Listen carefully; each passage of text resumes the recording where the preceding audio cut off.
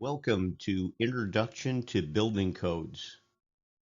Today's seminar is based upon the Bangladesh National Building Code 2020, referred to as BNBC 2020. Part 8 Building Services, Chapter 5 Water Supply. Part 2 Presentation, Water Distribution.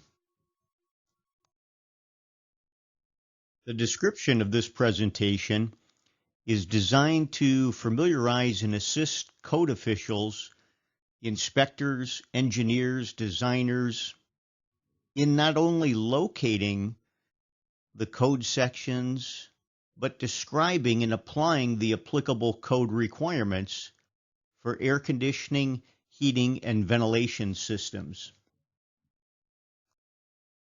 The overview of the course. Internationally, code officials recognize the need for a modern, up-to-date plumbing code that addresses the design and installation of plumbing systems through requirements emphasizing performance. This presentation will cover key topics of the following areas: purpose and scope, terminology, design of distribution systems, piping materials, protection of potable water supply, inspection, testing, and completion certificate. Our seminar goal today is for you to learn and apply key code requirements contained in Chapter 5 titled Water Supply to enhance your performance while inspecting these systems.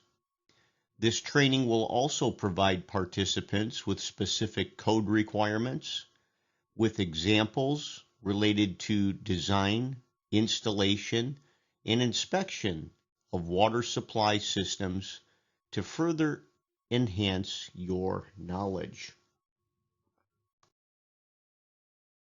Our objectives for this course today is that upon completion, participants will be better able to locate general topics within Chapter 5 titled Water Supply, as well as the specific topics that we will discuss and go over in detail. Additionally, locate applicable codes and standards for specific situations. Apply code requirements to real-world situations. We will explain the intent behind a given code requirement, normally based on its application, general and specific requirements. Use good judgment to identify certain systems and related components as either compliant or non-compliant. We utilize the code as a guide of requirements for public safety and good working characteristics of our water supply system. Some general information regarding water supply. Plumbing fixtures, devices, and appliances that require the use of water for proper operation are required to be connected to the water distribution system of the structure, which is then connected to an approved source of water, either a public or private source. Generally, approved water sources may be by means of public water utility.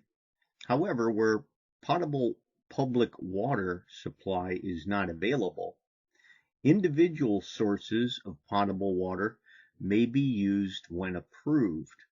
This is typical if there is no public water in the area of a proposed building.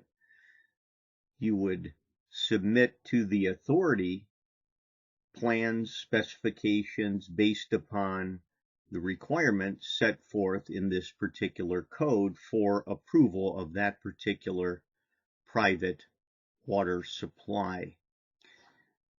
Quite often, an individual source of potable water is a private or community well. It is common for both public and private or independent potable water sources to be regulated by agencies or departments outside of the typical building department.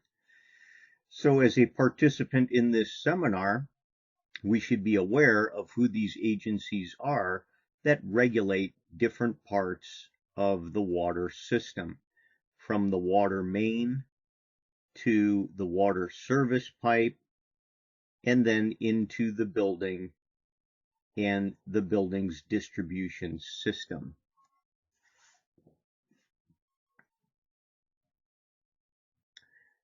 Chapter 5, Section 5.1 gives us requirements regarding purpose and scope.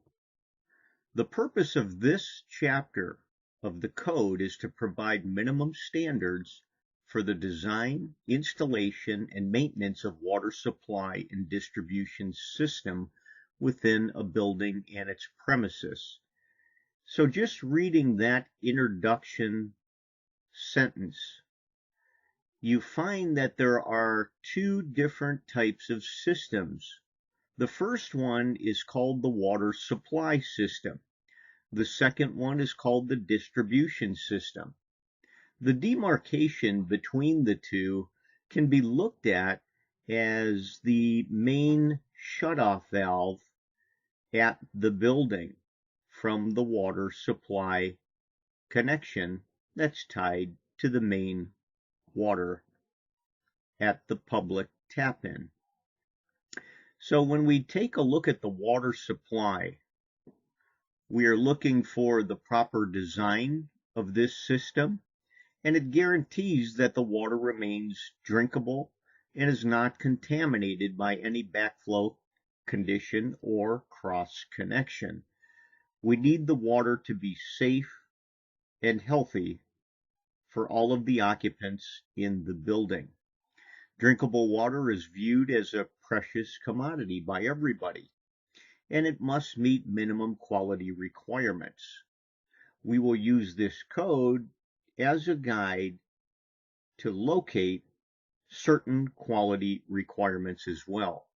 The authority has the responsibility for administering the code to ensure that water supplies to homes and the buildings in which people live and work are designed and installed to provide safe, clean, and healthy drinkable water. Section 5.1.2. The regulations of this chapter also provide guidelines for water requirements for different classes of buildings according to their occupancy classification. Water requirements for daily domestic use of a building shall be assessed on the basis of one or more or a combination of the following. This is where we estimate the water supply usage. The first one is water consumption for domestic purposes in residential buildings, cities, big district towns, areas like that. Socio-economic group, type of building, source, and other facilities must be taken into consideration with respect to the demand of water that must be supplied to these facilities. Water requirement for domestic purposes in residential buildings. This is in village areas and small communities, a scaled down version of what we found in the residential buildings up above for cities and big district towns. So based upon the use, location, and size of the residential buildings, there are two different methods here to figure the demand of this system. Domestic water requirements for various and other occupancies and facility groups. Now, section 5.1.3 gives us the requirement for the provisions stated herein do not cover the requirements of water supply for industrial plants and processes, municipal uses, street washing, street hydrant, etc. So again, the water requirements are not covered for those specific operations and functions and buildings as well. Chapter 5, Section 5.2, Terminology. This section is very important that we understand the language in the code that we need to follow for water supply requirements. Many terms and sets of words have a very specific meaning based upon the code section requirements and tables listed in this particular code. So this section provides an alphabetical list of the terms used in and applicable in this chapter of the code. In case of any conflict or contradiction between a definition given in this section and that in Part 1, the meaning provided in this section shall govern for interpretation of the provisions of this chapter. Therefore, the specific words in this particular area of the code are specific and take precedence over Part 1. As you know, we will be talking about water supply systems, and the language indicated in this particular chapter will apply specifically. A code provision could be misinterpreted if the definition of a term as used in the context of the code is not understood. We must thoroughly understand the language. The following slides will provide key definitions that will assist the code user to properly understand certain terminology related to this chapter. Codes, by their very nature, are technical documents. As such, literally every word, term, and punctuation mark can add to or change the meaning of the intended result. This chapter contains several terms that are important to understand the provisions of this code. Definitions are found both in this chapter and throughout the code. Let's look at some key terminology. Our first term that we're going to study is the term accessible. And accessible has a very specific meaning. The definition of accessible is as follows. When applied to a fixture, appliance, or equipment shall mean having access thereto, but which may require the removal of an access panel or similar obstruction. Readily accessible shall mean direct access without the necessity of removing any panel, door, or similar obstruction. The picture below indicates a manifold water distribution system that is piped in, and at the very bottom of the manifold is a pressure reducing valve. This pressure reducing valve appears that it will be concealed between the studs in this particular construction. In order to be accessible for maintenance and adjustment and replacement of this pressure reducing valve, there needs to be a removable cover placed on this location to provide access to this pressure reducing valve. So upon the finish construction, the inspector would verify that this pressure reducing valve can be accessible by means of a cover that is easily removed to access that particular valve. Available head is defined as the head of water available at the point of consideration due to mains pressure or storage tank or any other source of pressure.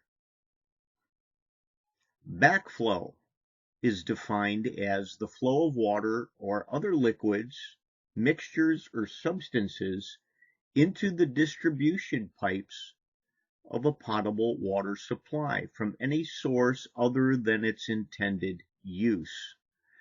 This is something that we need to avoid.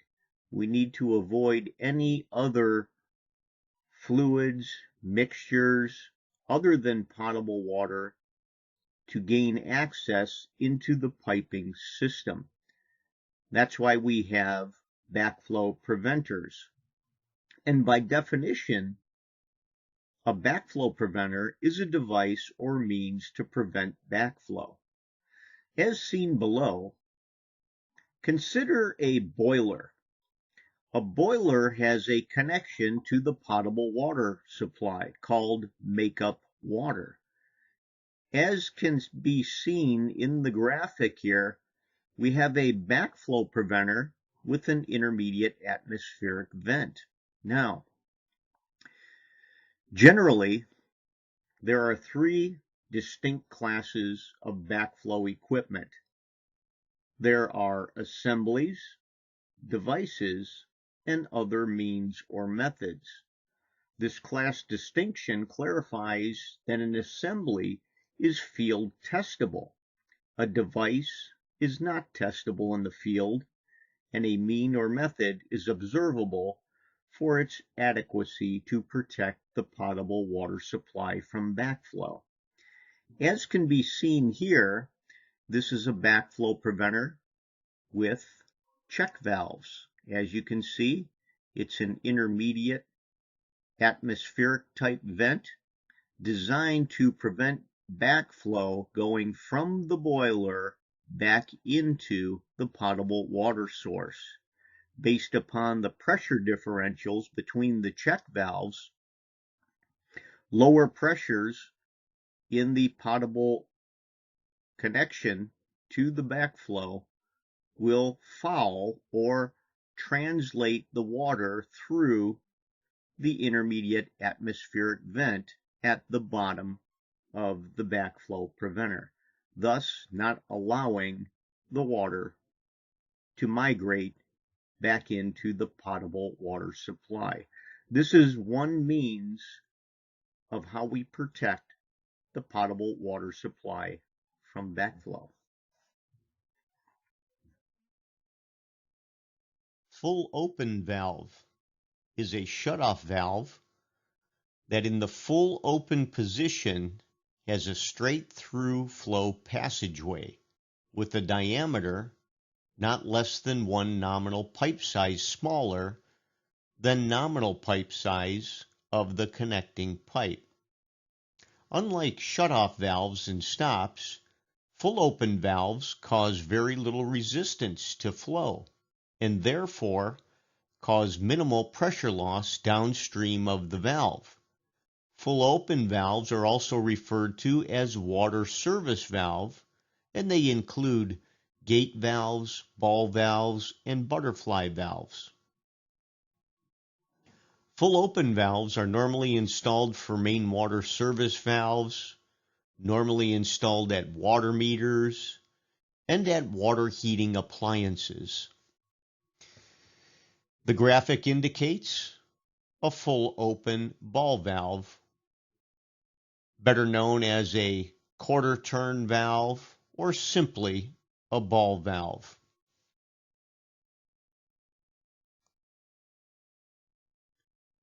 Tempered water. The water ranging in temperature from 29 degrees Celsius up to 43 degrees Celsius. Tempered water is specified in areas of the code regarding certain fixtures.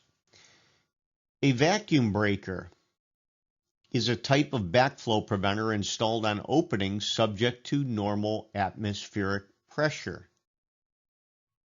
An example of atmospheric vacuum breakers screwed onto the threads of a hose faucet may also be acceptable as long as the connection is permanent. In other words, a locking type, or the threads between the hose faucet and the vacuum breaker are non-standard. This is a method of protecting the potable water supply.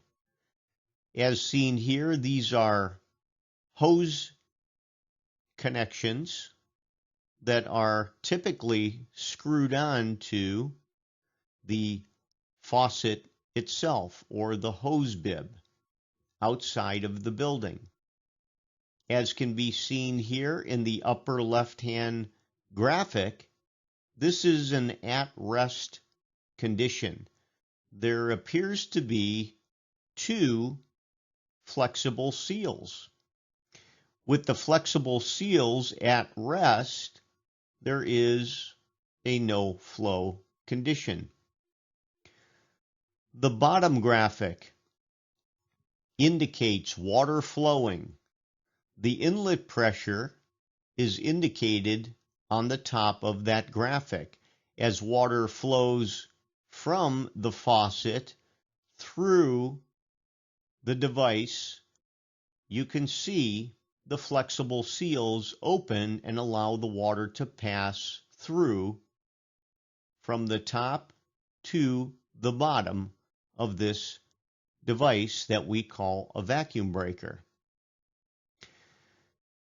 In a at-rest condition, the flexible seals are closed, again referring to the upper left-hand portion. If there is any type of siphonage coming back through in the opposite direction of the water flowing, the seals will maintain a barrier and not permit the water to flow back into the potable water supply.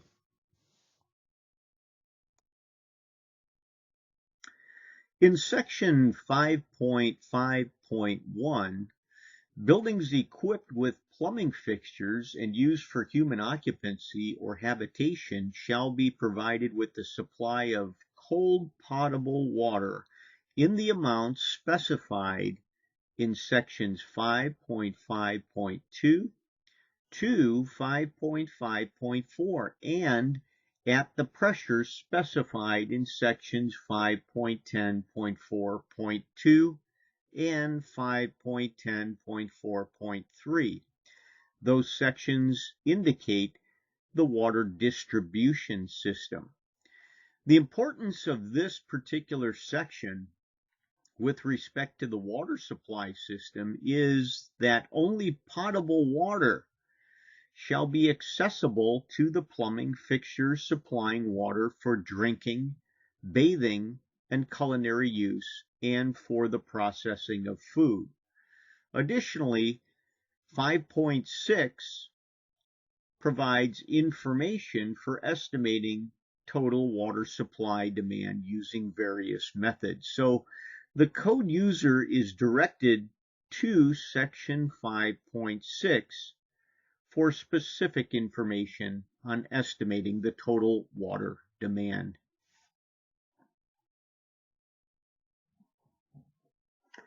Section 5.8, Water Supply System. The main requirement here is each floor or unit within the water supply system shall be provided with a control valve in addition to the main control valve at the entrance of the system. One of the following public water supply systems shall be adopted for distributing water to the plumbing fixtures within the building. We are directed to see Appendix O. In the graphic below, we see the water service pipe coming from the city water main. We have a main water shutoff valve And as the water piping connects the first floor and the second floor levels, we have separate control valves.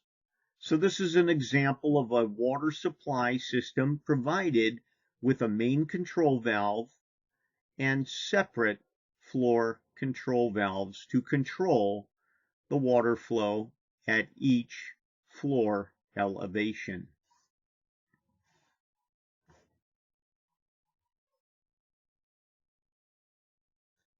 Section 5.10, Design of Distribution System. Specifically referenced in Section 5.10.1, Rate of Flow of Water.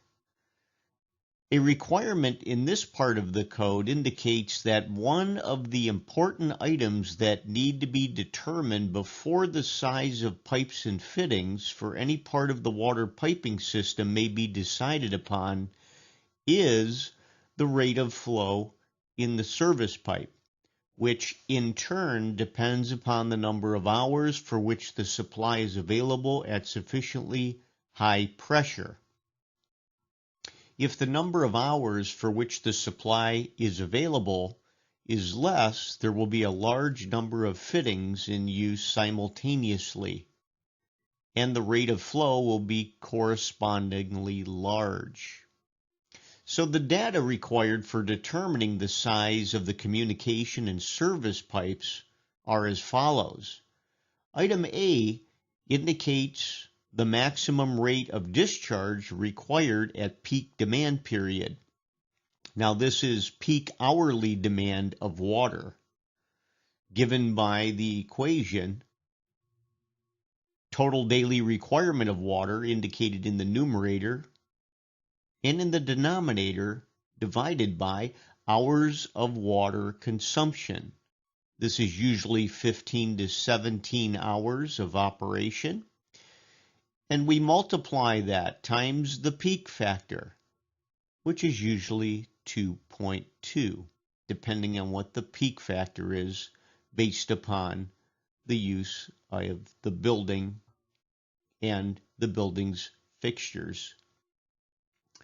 Item B, data required additionally is the length of the pipe. And in item C, the head loss by friction in pipes, fittings, and meters. For the head loss calculation in a piping system, we need to determine the total length of pipe and calculate the equivalent pipe length.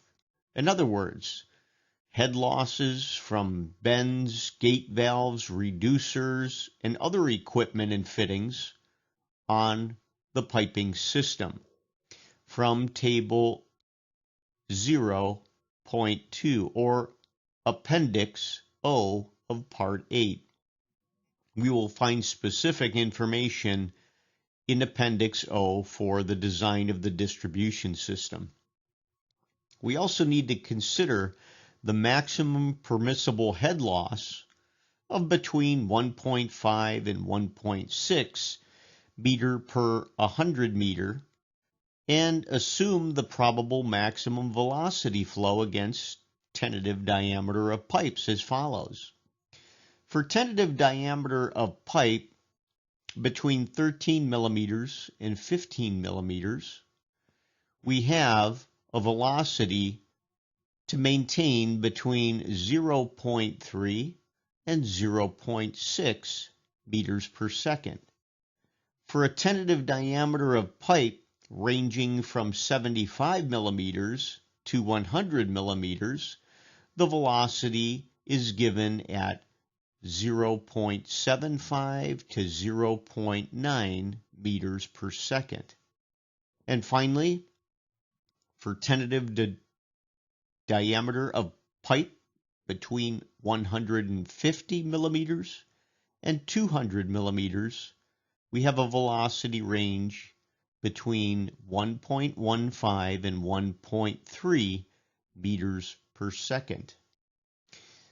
Last is the determination of total head loss, given H sub F from the Hazen-Williams nomograph that's located in Appendix O, or friction loss formula, which is indicated as accordingly. H sub F equals 4 times the friction loss factor times the length of pipe times the velocity squared, divided by 2 times gravity times the diameter of pipe. This is given to us as a means to provide data required for determining the size of the communication and service pipes. Section 5.10.2, titled Discharge Computation, gives us another section based on fixture units. This is section 5.10.2.1. The design of the consumer's pipes, or the supply pipe to the fixtures, is based on A, the number and kind of fixtures installed, B, the fixture unit flow rate, and C, the probable simultaneous use of these fixtures. The rates at which water is desirably drawn into different types of fixtures are known. These rates become whole numbers of small size when they are expressed in a fixture unit. The fixture units for different sanitary appliances or groups of appliances are given in Table 8.5.4. Table 8.5.4 provides the type of fixture, the fixture demand in fixture unit, and minimum pipe size for the fixture branch. As an example, within the table, if we were looking for information regarding a shower in group per head, item number 4, the fixture unit as a load factor for this type of fixture is 3. The minimum size of fixture branch in millimeter for the shower in group per head is a minimum pipe size of 15 millimeters. If we have a wash basin for public use, item number 6, we find that the fixture unit value is 2. That is our load factor or demand for that public use wash basin. And again, the minimum size of the pipe for this particular type of fixture can be no less than 15 millimeters.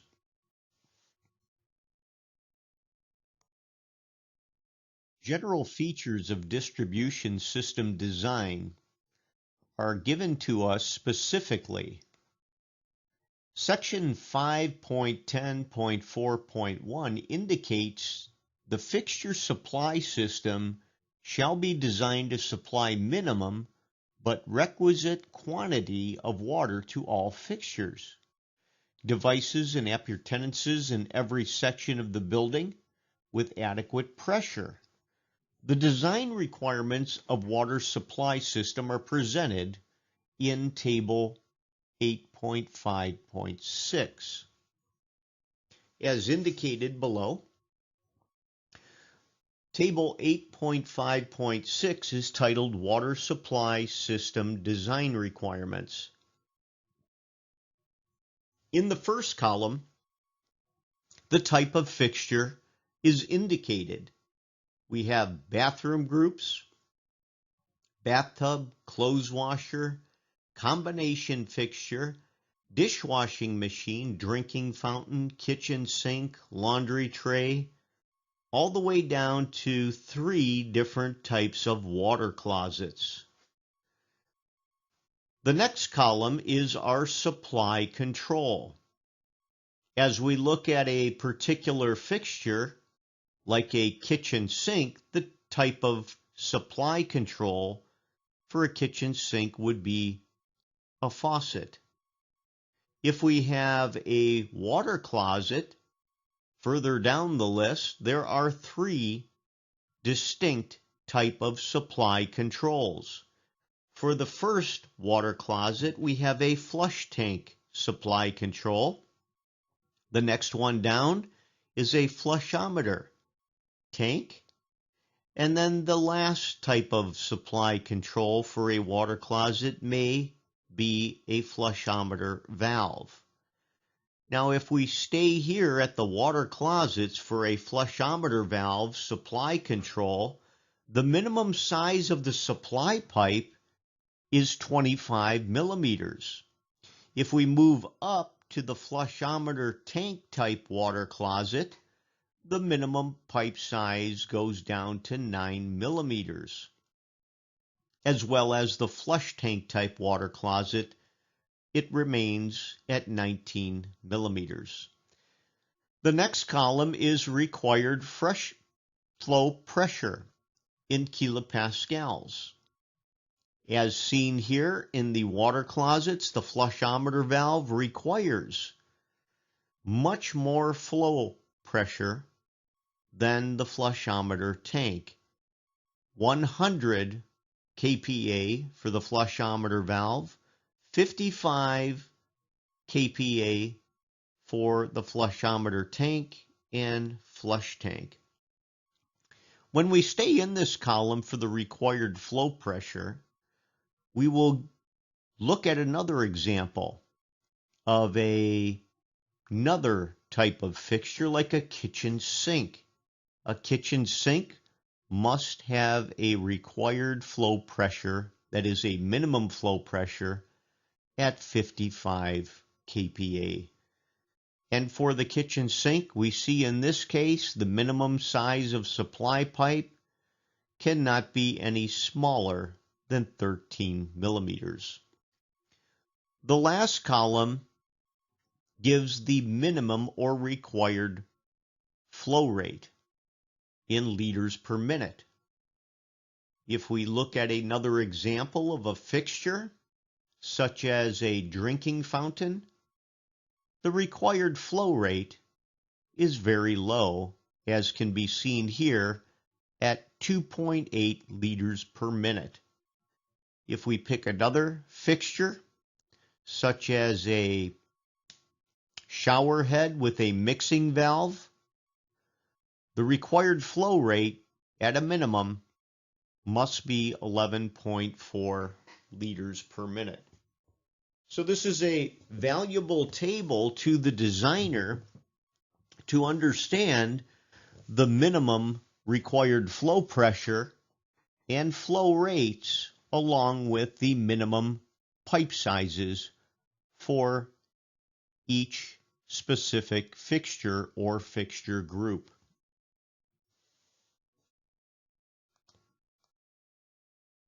In section 5.10.4.2, we are given a requirement for a downfeed water distribution system.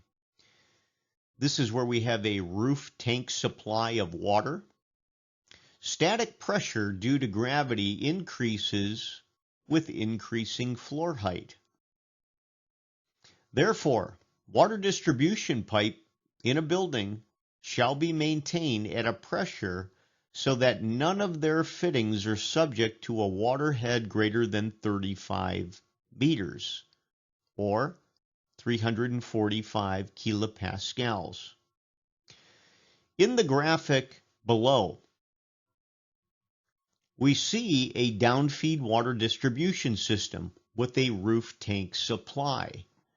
On the very top of the building, water is introduced into this storage tank.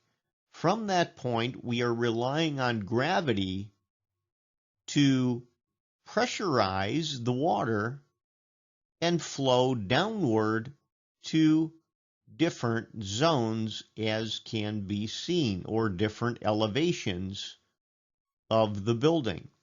We have our upper floor, which is called Zone 4. From the storage tank, we distribute water to the various fixtures on that floor.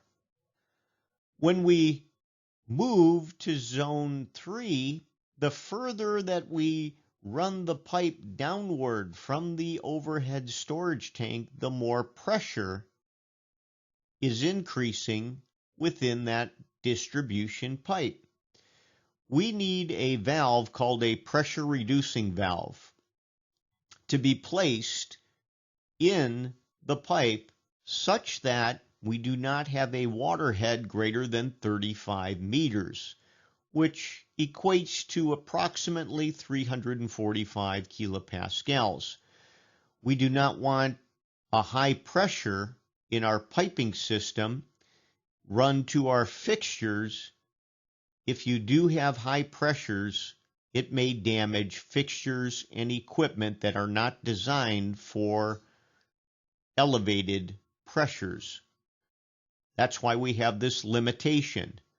So the pressure reducing valve is seen in all of the downfeed distribution pipes from zone 3 to zone 2 to zone 1, providing a safe pressure to the piping that we call the water distribution piping that supplies the fixture and the fixture branches on each and every floor level below.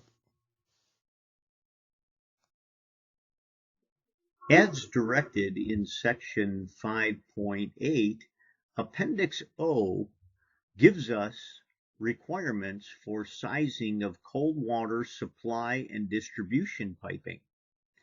The water distribution within the building may be an upfeed or downfeed system. The design principles are the same for both the systems. The principal difference in calculation procedure is that in the upfeed system, the difference in elevation between the fixtures and the water supply main exerts pressure that supplies water into the fixtures. But the downfeed system, the difference in elevation between the fixtures and the roof storage tank provides pressure to overcome the pipe friction. The following are the recommended pipe sizing procedures. There are several here. The first one, 0.1, the sketch of the main lines, risers, and branches serving different fixtures will have to be drawn. That's first and foremost. It is a requirement. 0.2, determine the number and types of fixtures that will be required on the basis of Table 8.6.1 in Chapter 6. We will locate the fixtures. We will indicate how many fixtures, and this is a requirement based upon Table 8.6.1 in Chapter 6. 0.3, the demand weight of different fixture units may be computed in terms of water supply fixture units, or we say WSFU, in accordance with Table 8.0.1. We could use in 0.4 the peak demand load or maximum probable flow in liter per minute may be estimated with the data obtained in section 0.3 using figure 8.0.1, or on the basis of the number of occupants according to their occupancy classification specified in Table 8.5.1. In item 0.5, the equivalent length of the main lines, risers, and branches will be determined. The equivalent length of different fittings may be estimated on the basis of the data presented in the tables as follows. Table 8.0.2a, Table 8.0.2b, and Table 8.0.2c, or from manufacturer's specification. The total equivalent length is the sum of the equivalent lengths of all pipes and fittings. We need this to determine the pressure losses, not only in the pipe, but also the pipe fittings. 0.6. The pressure loss through water meter may be determined on the basis of their operating characteristics, as shown in figure 8.0.6, referencing the disc type water meter. The data for other types of water meters may be obtained from the manufacturer. Again, this water meter equipment, we call it, definitely has a pressure drop, and we need to know what the pressure drop is, because this is a loss in pressure that needs to be accounted for when we are designing our cold water supply piping system. Continuing on, 0.7, the minimum pressure required at different fixtures to produce adequate flow may be estimated on the basis of the type of fixtures or minimum size of supply pipe in accordance with Table 8.5.6. We have 0.8, which gives us an equation. The average pressure drop in kilopascals per meter of equivalent pipe length that may be computed as follows. The equation gives us where F sub P is the average available pressure loss in kilopascals per meter of equivalent length of pipe, equates to the quantity of pressure in the water main, or 0 for overhead gravity storage tanks. We look at the height in meters of the highest fixture above the water main, or difference in meters in elevation between the storage tank and the fixture under consideration. Again, we call this the head, or the total height of difference. F is the pressure loss in kilopascals through water meter or such other fittings, plus pressure required to produce adequate flow through the most remote fixture in upfeed system or the fixture under consideration in a downfeed type system. Once we have determined that quantity, we divide by L, which is our equivalent length of pipe in meters. And as you can see, the convention of signs is positive for downfeed systems and negative for upfeed systems. As we saw before with differences in gradients when we were talking about the water supply, any upward elevation from the point of supply to the point of delivery results in a pressure loss. Case in point, we see a negative sign for upfeed type systems.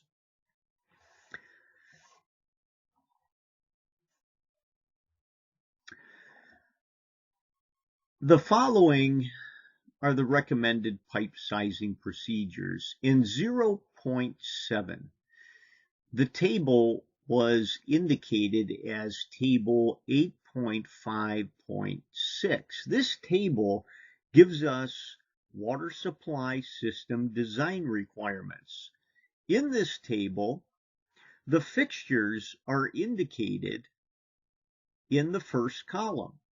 We have fixtures that are called bathroom group, bathtub, clothes washers, kitchen sink, laundry tray, service sink, and different types of water closets as indicated in the first column. It identifies the fixture that needs to be designed to be supplied by the water supply system. The second column gives us supply control, whether it is a flush tank, a flushometer valve, a faucet, or a mixing valve, the supply control.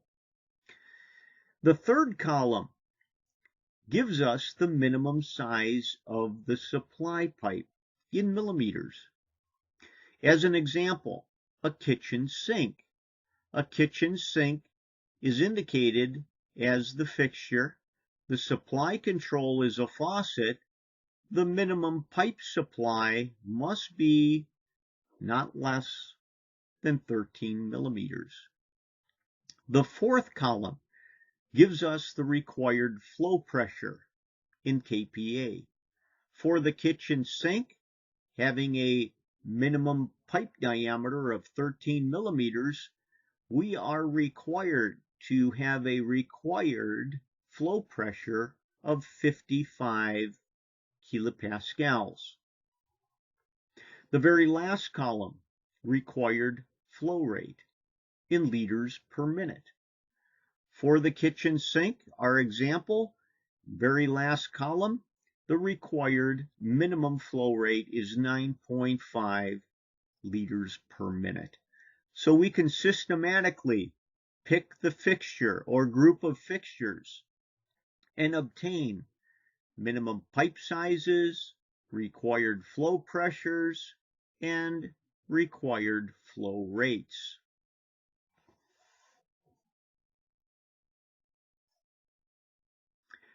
As an example, we continue on item 0.9. The pipe size may also be estimated from figures, figure 8.0.5 to 8.0.10 for different types of piping materials on the basis of expected rate of flow determined in section 0.4 and the average pressure available for friction loss, F sub P, in section 0.8. Now, this particular figure that you're looking here is a logarithmic chart, and it gives us on the x-axis, or the lower level, the flow in liter per minute.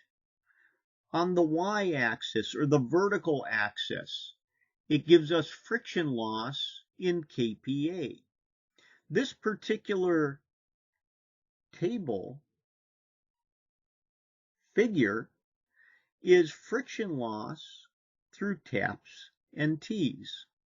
So as an example, find the friction loss in kPa for a 19 millimeter T fitting with a flow of 50 liters per minute. We can simply go to the horizontal axis on the logarithmic scale. As can be seen, it starts at 10 liters per minute, so we move over to 50 liters per minute. 50 liters per minute, we rise up and intersect with the diagonal curve indicated at 19 millimeters. Once we intersect that curve, we move to the vertical axis and read the friction loss in kilopascals, which in this case, for a 19 millimeter T with a flow rate of 50 liters per minute, we have the friction loss of 8 kilopascals. And the designer would continue to do this for different types of fittings throughout the water supply system and determine the total friction loss by calculating that along with the friction loss in the pipe as well. Another example is locating figure 8.0.10, friction loss in copper pipe. We are referenced to this figure above in 0.9. Therefore, friction loss in pipe is important to the designer. We need to know what type of friction loss that we have in kPa per meter. A simple way to figure this out with respect to copper pipe is the figure as indicated. On the x-axis, we are given friction loss in kPa per meter length. On the y-axis, we are given flow in liters per minute. The curves are indicated according to the pipe size that ranges from 19 millimeters to 150 millimeters. The type of pipe as seen here in the lower portion of the curves is type M, type L, and type K copper pipe. Type K is your thickest wall copper. Type L is your medium wall thickness, and type M is your thinnest wall copper pipe permitted to be used. As an example, we want to find the friction loss in kPa per meter for a 19 millimeter type K copper pipe with a flow rate of 30 liters per minute. Applying the figure, we move to the left-hand side of the figure and locate 30 liters per minute. We then move horizontally across until we intersect the type K curve for that material, which is type K copper pipe. Once we intersect the curve, we then move downward to the x-axis and read the friction loss as seen here at 3.3 kPa per meter. This gives us a loss, friction loss, per meter of pipe that can then be used in the hydraulic calculations for the water distribution pipe. When we have elevation differences in our buildings, running piping from a lower elevation to a higher elevation, we need to be concerned with how that affects the pressure in the piping system.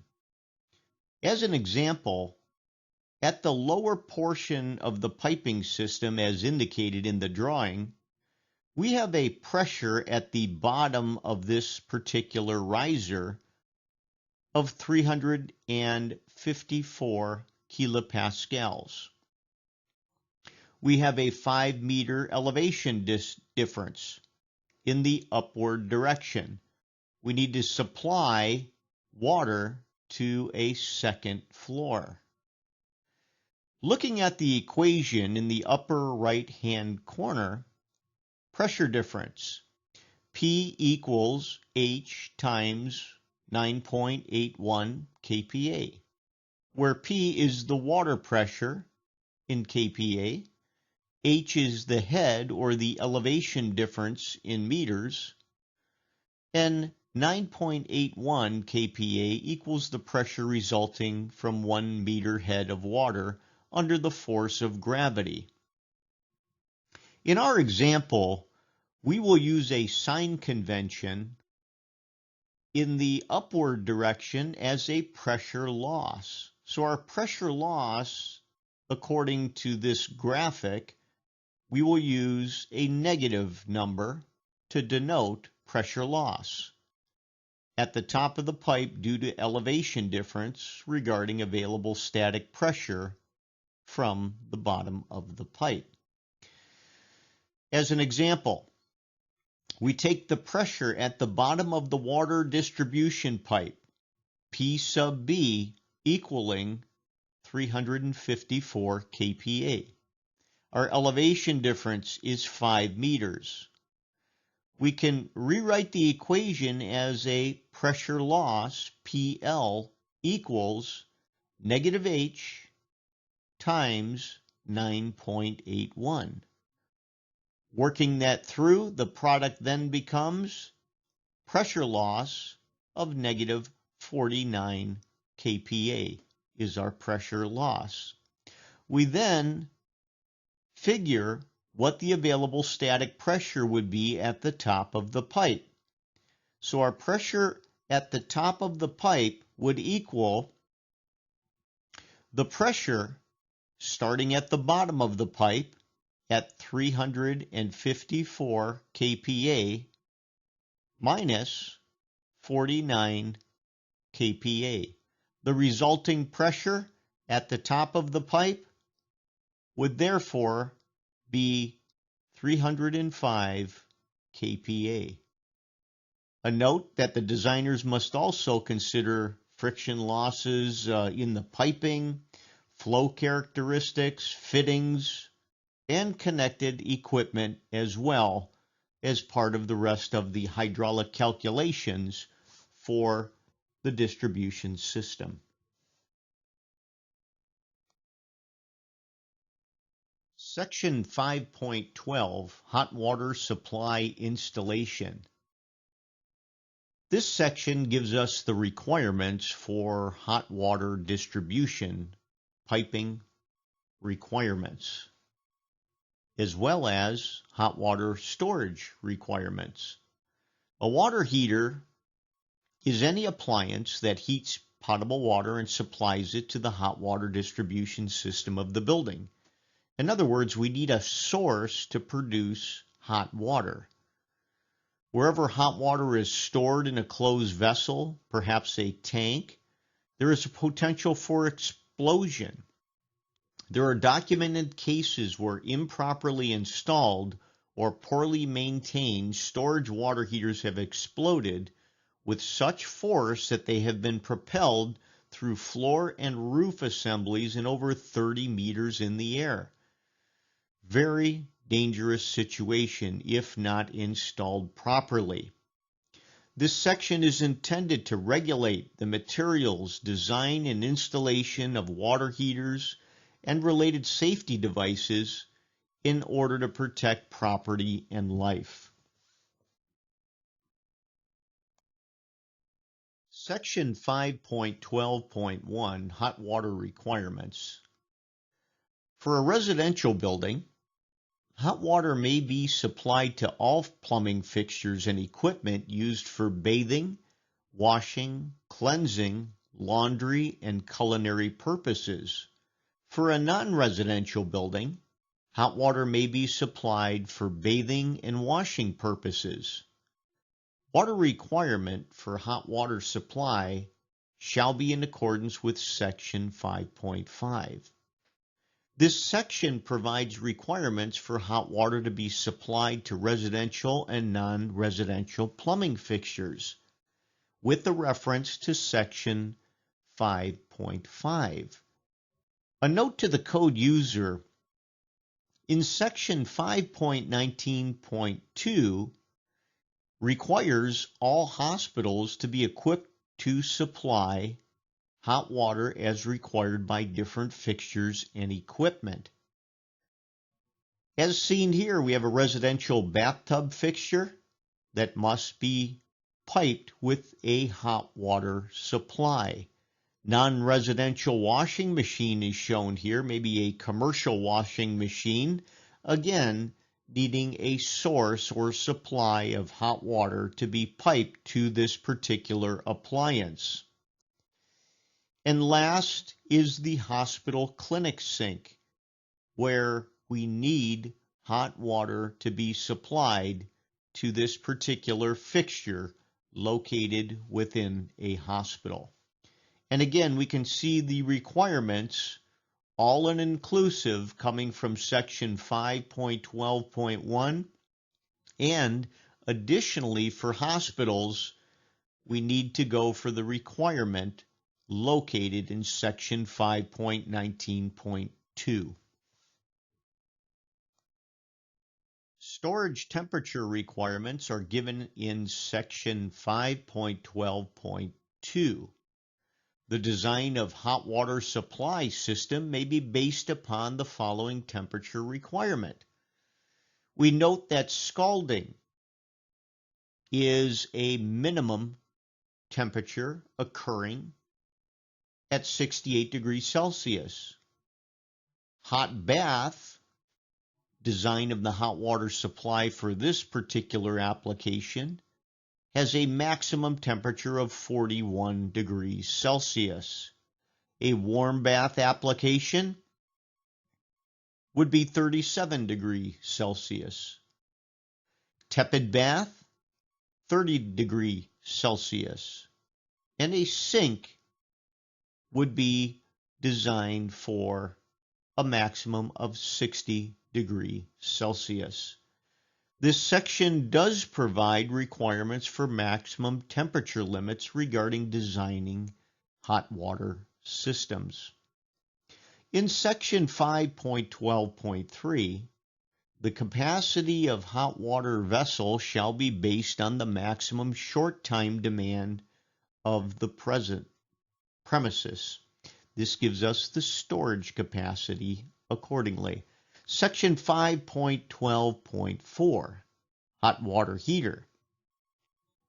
The hot water heater shall conform to the following standards: BS 758, BS 779, BS 843, BS 855, BS 1250, BS 2883, and those specified in Part 5 of this code.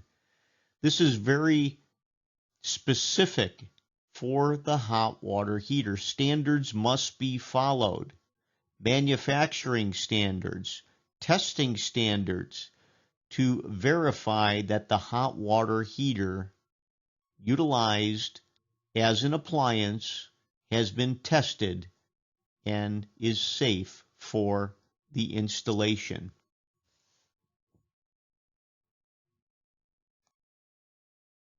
Section 5.12.5, cold water supply connection to water heaters. The connection of cold water supply piping into a water heater shall be made near its bottom. The minimum size of cold water supply piping shall be based on the probable hot water demand of different fixtures, but not less than 25 millimeters. The supply pipe shall deliver cold water into hot water cylinder as follows.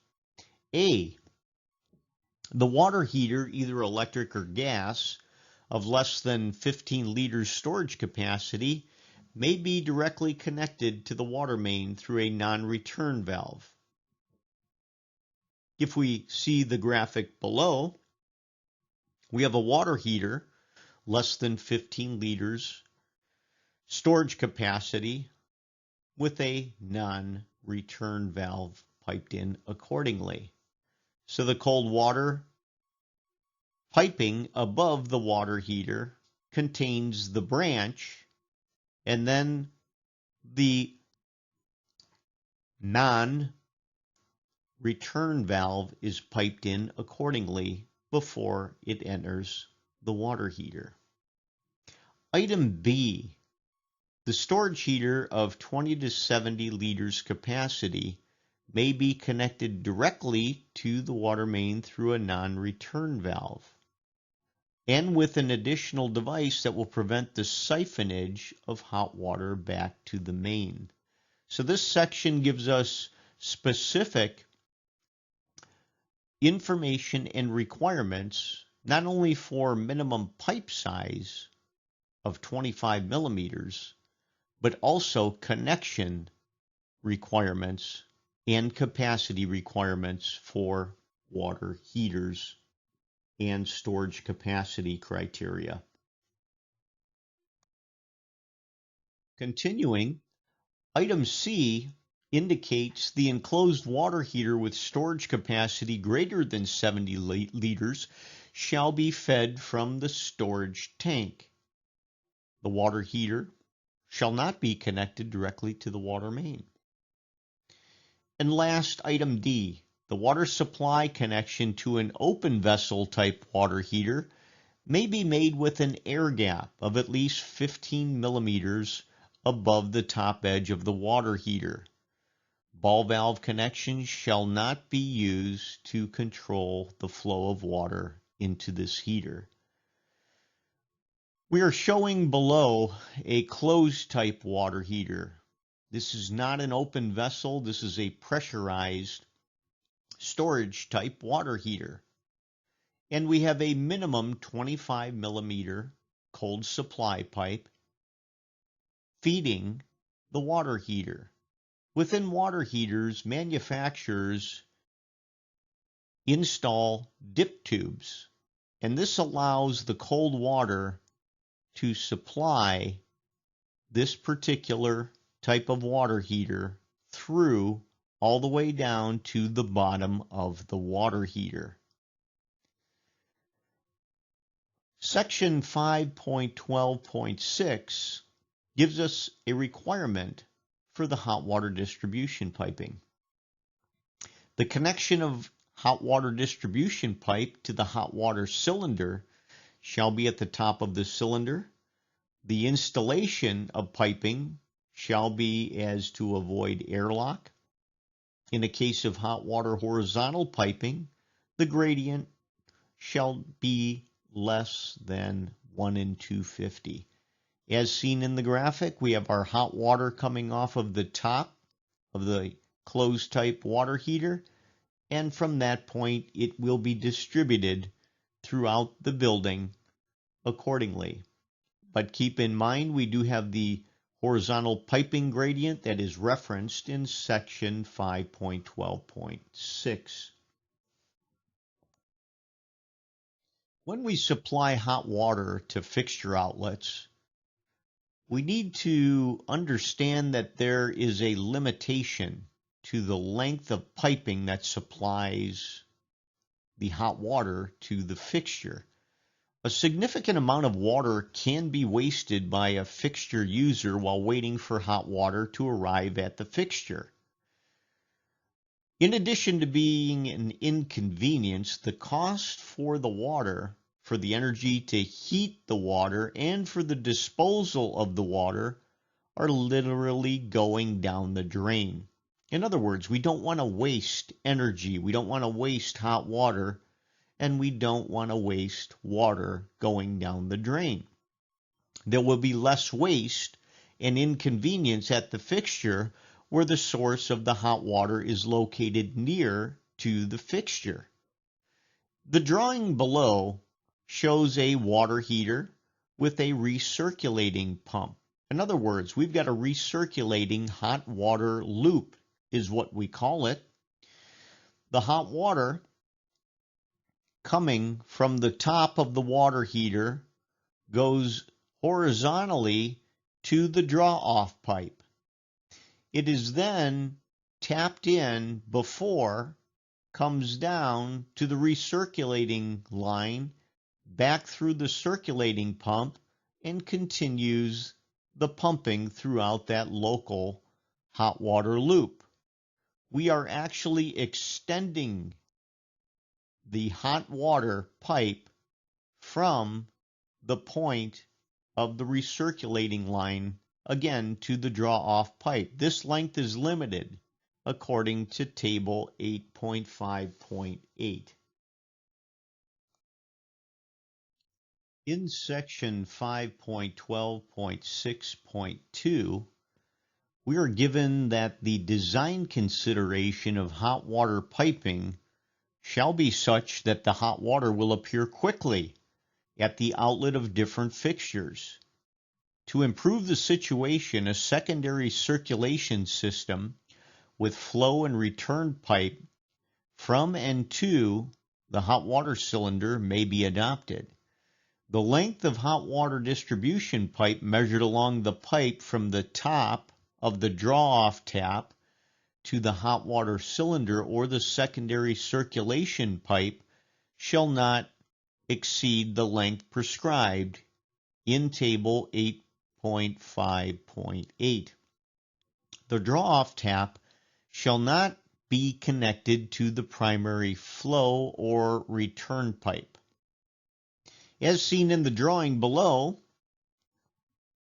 we have a draw-off pipe diameter of 19 millimeters. Our length is not permitted to be longer than 12 meters, as indicated in the table below. The table is titled Maximum Permissible Length of Hot Water Draw-Off Pipe. The first column gives us the largest internal diameter of the pipe. We have a 19 millimeter pipe. The length of the pipe is not permitted to exceed 12 meters, as seen here.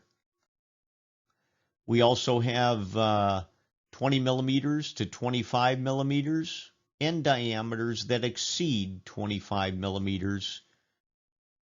And on the right-hand side, we'll give you the maximum length of pipe from that particular point in the hot water distribution system to the draw-off pipe and the tap accordingly.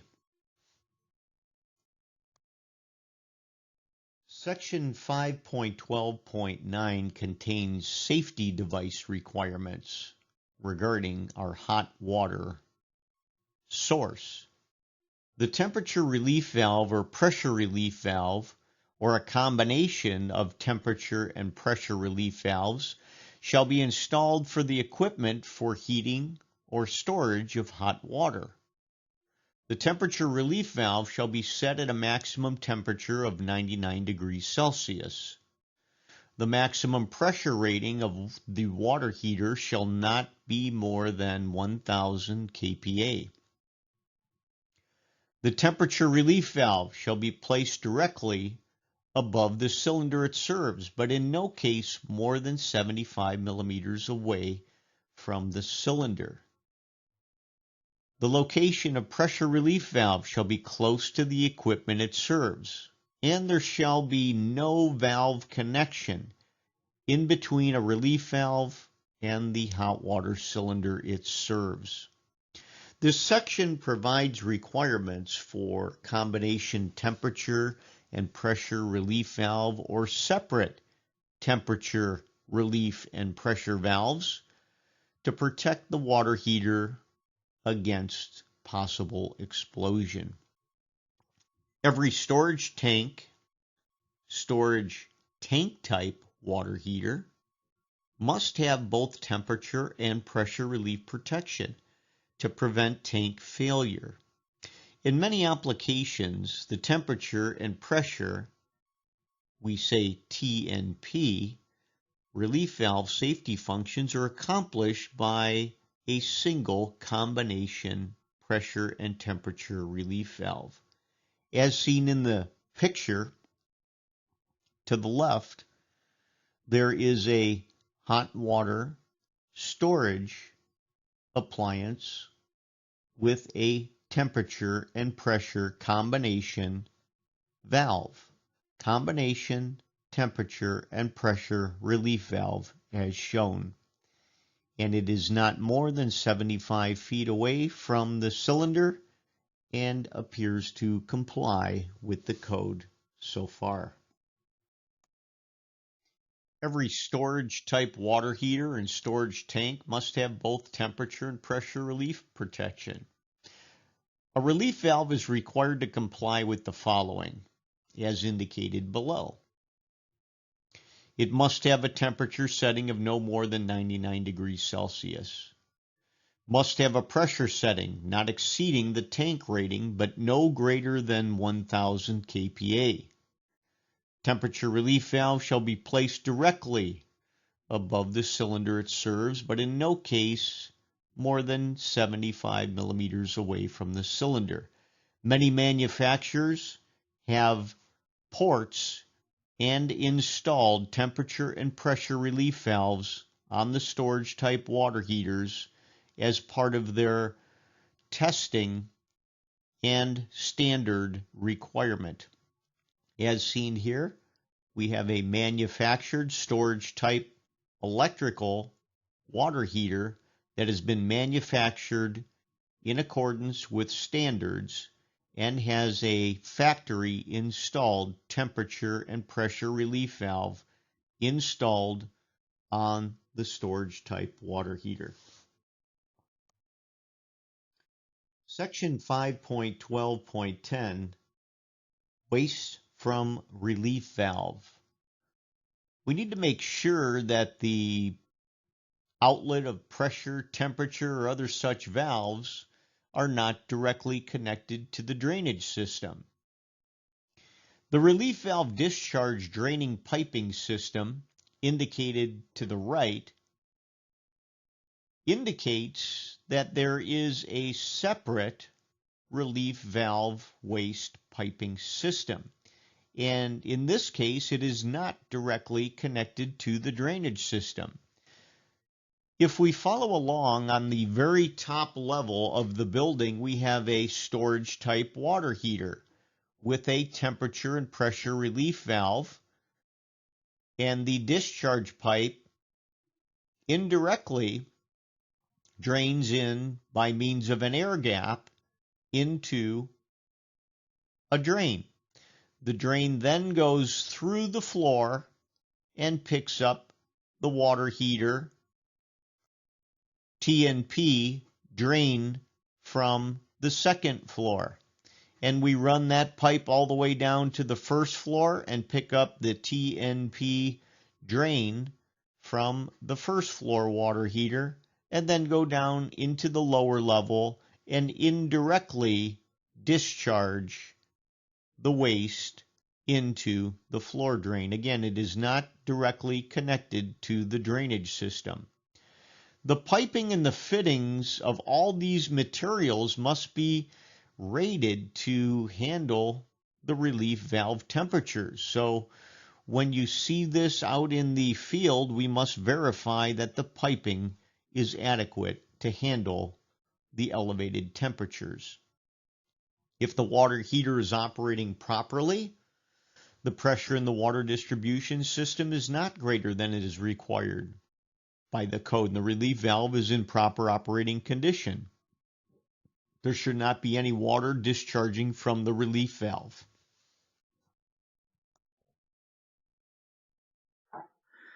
Section 5.13 is the materials section. We have several different types of materials to choose from with respect to water supply systems. The materials and fittings for water supply and distribution pipe and for storage tank shall comply with the standards listed in Part 5 of this code and those specified in this section. By referring to standards, we are guaranteed that the material will be durable and sustainable if specified correctly based upon the testing standards and the end use of the system by designing it according to these principles and standards that are given to us in this code. The materials chosen shall be resistant to corrosion, both inside and outside, or shall be suitably protected against corrosion and free from all toxic and harmful substances. Polyethylene and unplasticized PVC pipe shall not be installed near hot water pipes or near any other heat source, due to the fact that these materials will combust, they will melt, they will deform near high heat sources. All joining of pipes and fitting shall be done in accordance with acceptable standard practices. This is how we connect the pipes, either by welding, brazing, threaded fittings, soldering, different types of joining methods with the associated fittings. Section 5.13.1 gives us the requirements for water supply, service, and distribution pipes.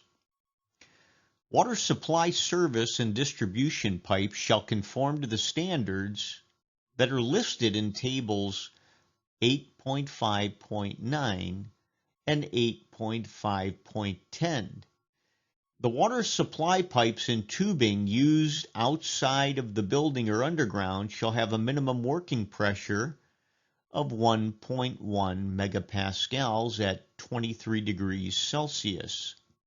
In case of water supply exceeding 1.1 MPa pressure, the piping material shall have at least a rated working pressure equal to the highest available pressure.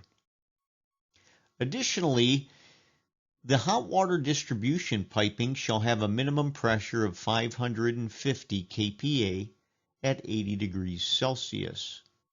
Different types or classes of unplasticized PVC pipes, better known as UPVC, are used for both service and internal distribution pipes as described in Table 8.5.11.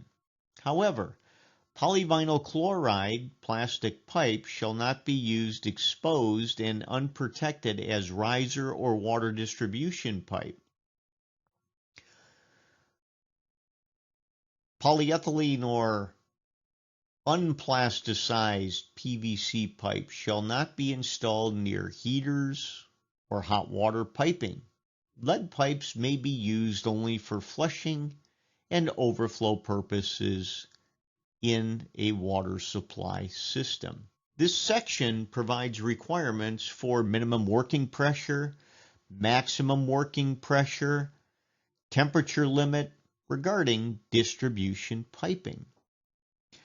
Section 5.13.2 gives us requirements for pipe fittings. The pipe fittings shall be in accordance with the standards that are listed in Table 8.5.12 and specified in Part 5. We will take a look at these tables and the standards that are listed for these fittings. Our first table that we will analyze is for water distribution pipe. Table 8.5.10. The left-hand side of the table gives us the materials for water distribution pipe. Brass pipe, copper or copper alloy pipe, copper or copper alloy tubing, CPVC plastic pipe and tubing, galvanized steel pipe, and PVC plastic pipe. On the right-hand column is the standard for that particular type of material. This table provides acceptable piping materials and associated standards for water distribution piping. Applying the table 8.5.10 for water distribution pipe materials, we find a copper tubing that may be selected for our water distribution system. The associated standard is ASTM B88 for that particular copper tubing material. PVC plastic pipe. Schedule 40 PVC plastic pipe has the standard ASTM D1785 for that particular material. As you can see, there are different standards, and the designer must pick or select the correct standard based upon the piping that is being designed for the water distribution system. The next table is Table 8.5.11a. working pressure range of different types of unplasticized PVC pipes. Now, the difference between PVC and unplasticized PVC is that PVC contains plasticizers that make it more flexible. UPVC doesn't have the plasticizers integrated into the materials during the manufacturing of that particular type of piping material. Therefore, unplasticized PVC is considered a rigid type of PVC. Applying the table, material unplasticized PVC pipe, type and class, we have class B, C, D, and E, along with the different pressure ranges for these classifications of pipes. Table 8.5.11b gives us the average wall thickness, particularly for Class E unplasticized PVC pipes. As can be seen here, the average wall thickness of Class E unplasticized pipes are as follows: 3/8 of an inch or 9.5 millimeters in diameter gives us an average wall thickness of 1.9 millimeters. 13 millimeter diameter gives us a wall thickness of 2.1 millimeters. 19 millimeter diameter gives us a wall thickness of 2.5 millimeters. And finally, 25 millimeter diameter gives us a wall thickness of 2.7 millimeters. We also have a table regarding pipe fittings. This is table 8.5.12. Materials are indicated on the left-hand side of the table for associated pipe fittings, and the standards are listed in the right-hand column.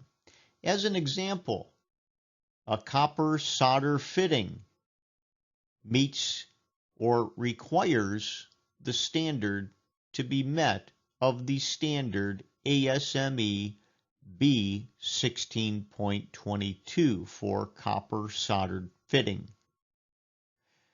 Schedule 40 PVC socket fitting.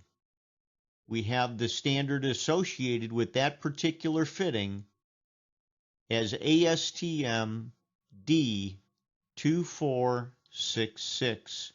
Again, you need to associate the correct standard with the particular fitting and material of fitting for the distribution system. Section 5.15.2 provides us with backflow prevention requirements. Item A indicates the installation shall be such that water delivered is not liable to become contaminated, or that contamination of the public water supply does not occur. Item B, the various types of piping and mechanical devices acceptable for backflow protection are the following: barometric loop, air gap, atmosphere vacuum breaker, pressure vacuum breaker, double check valve, and reduced pressure backflow device. C, the installation shall not adversely affect drinking water by materials in contact with the water being unsuitable for the purpose as a result of backflow of water from water fittings or water using appliances into pipework connected to mains or to other fittings and appliances, by cross connection between pipes conveying water supplied by the water undertaker with pipes conveying water from some other source, and by stagnation particularly at high temperatures. This section provides specific backflow prevention assemblies and devices to protect the potable water supply. When we have the need to provide backflow prevention, Item I gives us some specifics on how to do this. A backflow prevention device shall be arranged or connected at or as near as practical to each point of delivery and use of water. Appliances with built-in backflow prevention shall be capable of passing the test. All backflow prevention devices shall be installed so they are accessible for examination, repair, or replacement.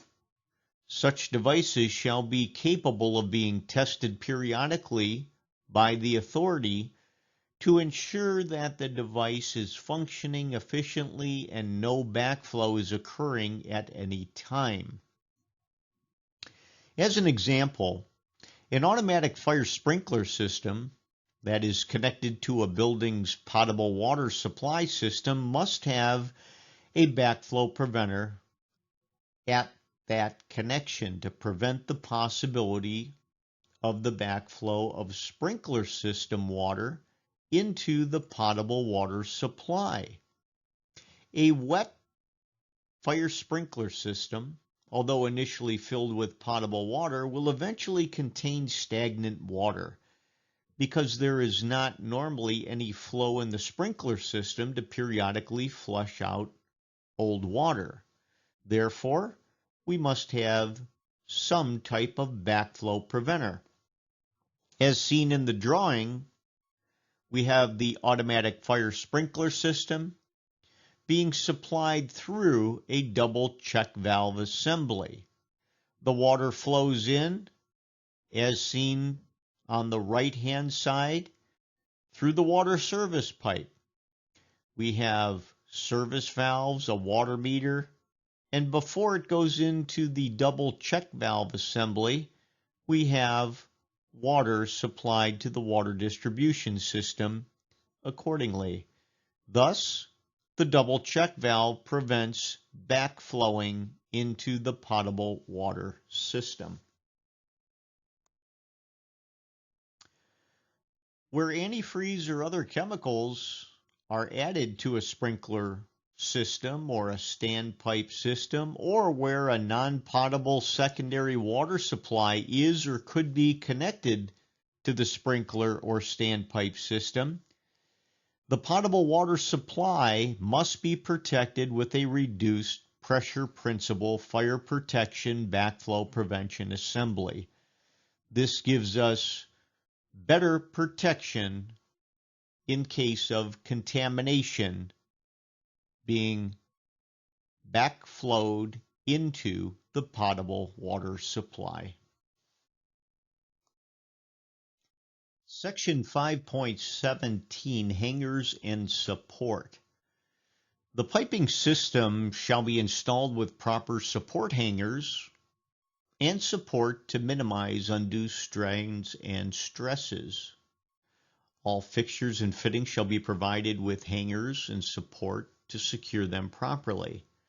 Now, securing and supporting not only supports the pipe weight itself, but also the fluid contents within the piping system.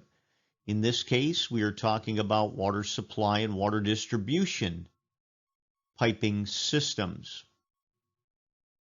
As an example, we have pipe bent support maintaining a bend radius on the left-hand side. As the picture is shown, we have plastic materials that have been run with supports and adequate bending support as well. To the right-hand side, we have a plastic insert for copper tubing installed through metal studs that not only supports the pipe, but also protects it from the sharp metal edge of the metal stud.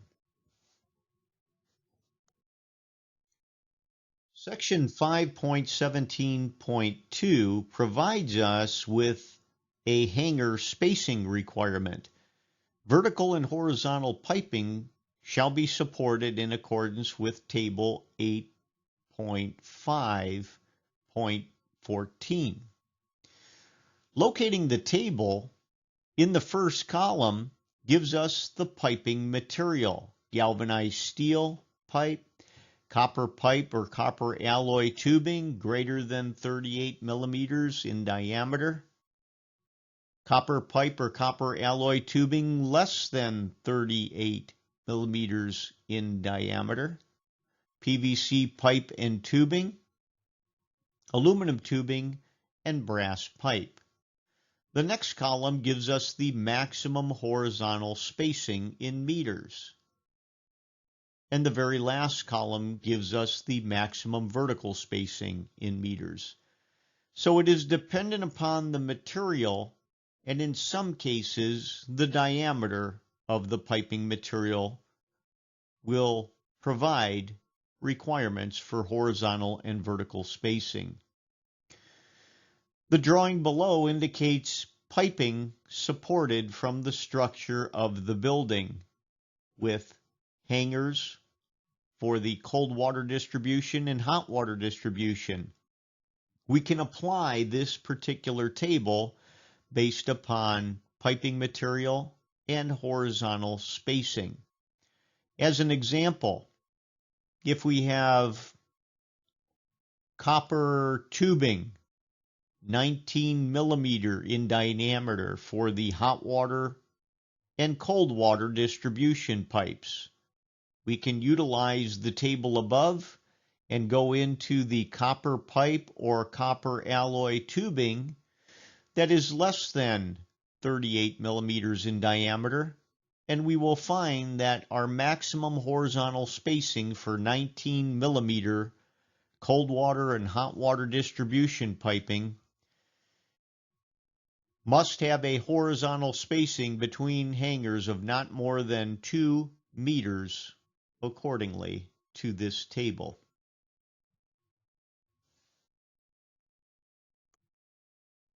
Section 5.18, Protection of Potable Water Supply. In Section 5.18.1, potable water systems shall be protected against non-potable water sources or waste, whether they're solid, liquids, or gases. There shall be no cross-connection between potable water distribution system and non-potable water distribution or waste disposal system.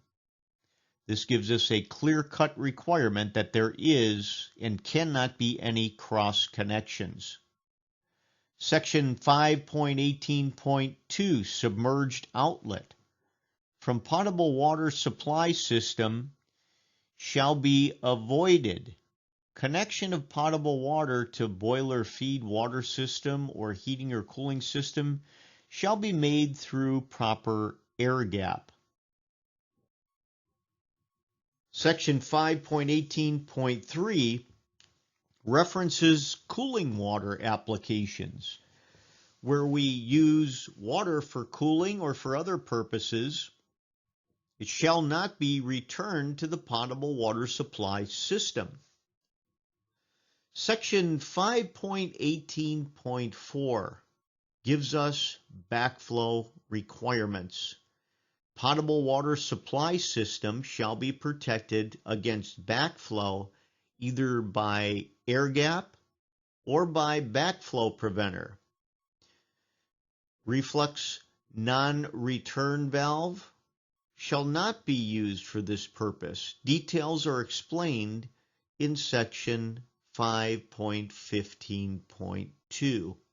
Now this section provides a reference back to section 5.15.2 regarding specific backflow prevention assemblies and devices permitted to protect the potable water supply.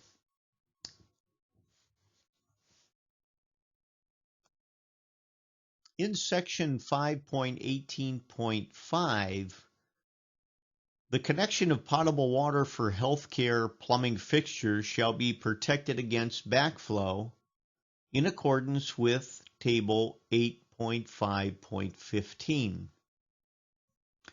This gives us water supply protection for hospital fixtures. As an example, if we take a fixture like a hose connection, the protection required is a vacuum breaker. As seen in the graphic up above, we have a hose faucet with an integral vacuum breaker built into it as it has been manufactured. There are also hose connection type vacuum breakers that we addressed earlier in terminology that would apply the same effect for the hose connection.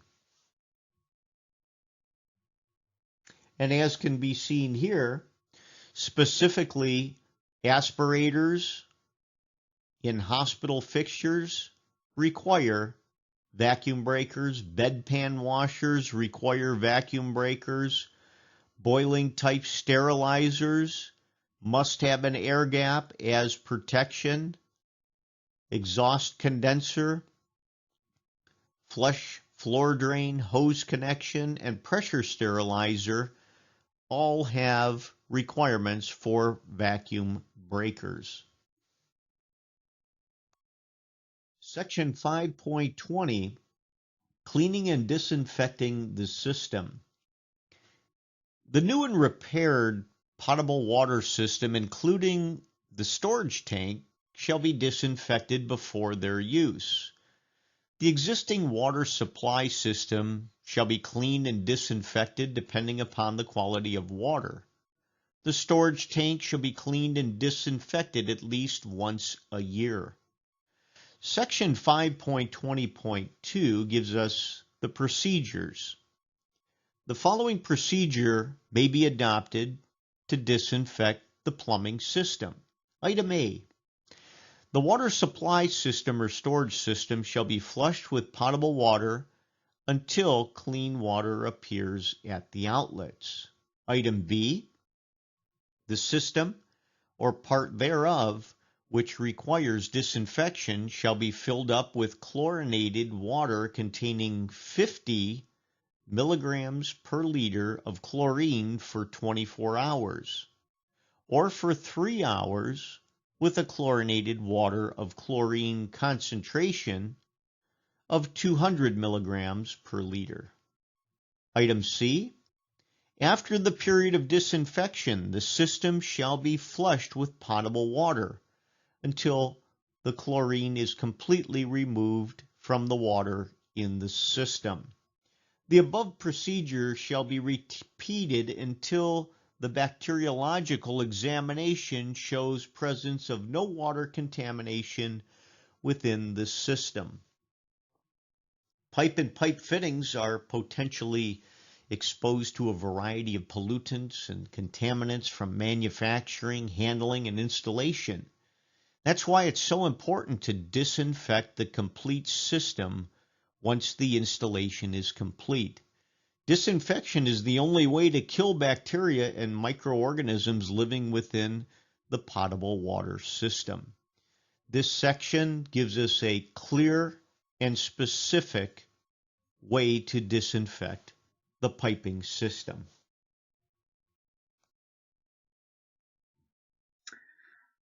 Section 5.21 gives us requirements regarding inspection, testing, and a completion certificate. So piping and joints are not permitted to be enclosed. They're not permitted to be concealed or covered until they have been inspected and approved by the authority. All piping and fixtures shall be inspected for satisfactory supports and protection from damage and corrosion. So the authority must inspect all piping, all joints, all supports prior to any concealment or covering with earth. This is important so we can verify the materials have been used that are proper. The materials have been used that have been approved and that are in this code. The fittings have been made up according to proper installation standards.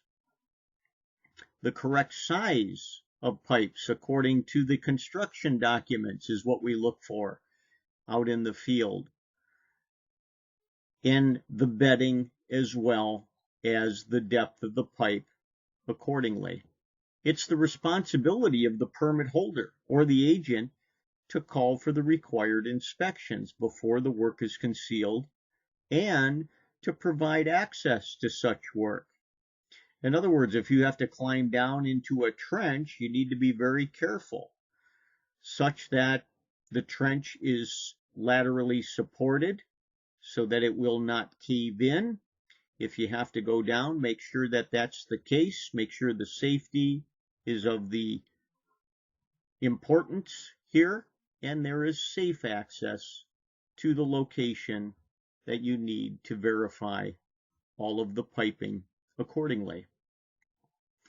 If your inspection reveals that the work does not comply with the code or what the authority has approved, the inspector notifies the permit holder or the agent of the deficiencies requiring correction. Upon replacing, making the deficiencies whole again, the inspector must approve the corrected portions of the work before they are concealed. In other words, the inspectors must come back and verify that corrections have been made before concealment of the piping.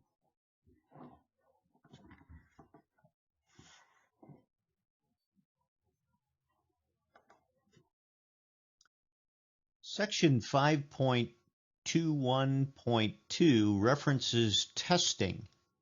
After installation of the entire water supply system or part thereof, it shall be tested and approved by the authority before its use. Item B specifically indicates testing of distribution pipes and fixtures. The distribution system to be tested shall be slowly and carefully charged with water to expel all air from the system and to avoid all shocks and water hammer. The piping and fittings shall be absolutely watertight when all draw-off taps are closed. The system shall be able to maintain the pressures and flow required under working conditions. Item C gives us testing of the hot water system. The entire hot water system shall be tested for the maximum rated temperature and pressure of the hot water storage system. The system shall be able to maintain the required test pressure. All safety devices shall be tested for their proper operation. This section gives us specifics regarding the distribution pipes, the fixtures, the tightness of the system, as well as the hot water system itself. Testing the hot water storage system, all safety devices, making sure that the piping system has been tested for the rated temperature and pressure as well.